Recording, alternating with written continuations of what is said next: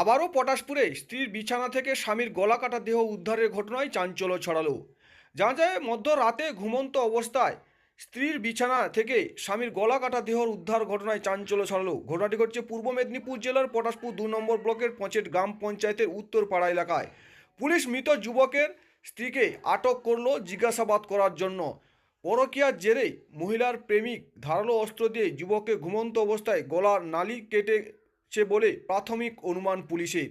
মৃত যুবকের নাম দীপঙ্কর গিরি, বয়স 32, বাড়ি পূর্ব মেদিনীপুর জেলার পটাশপুর থানার পচেটে। আপনার নাম? স্বপন গিরি। যিনি খুন হয়েছেন উনি আপনার কে হন? আমার জেঠুর ছেলে হয়। কিভাবে খুন হলো হঠাৎ, বা কেন খুন হতে হলো ওনাকে গলা কেটে? সেটা তো বলতে পারছি না। আমি তো মেলা চলছিল, আমাদের মেলা থেকে যখন বাড়ি এসে ঘুমিয়ে গেছি 12টা নাগাদ। তারপরে যখন 2টো-2:30টা নাগাদ এই ঘটনা ঘটে, তো উঠে যখন দেখি এরকম। উনি কি করতেন?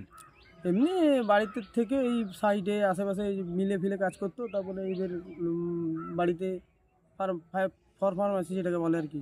বয়স কত ওনার? বয়স হচ্ছে 32-33।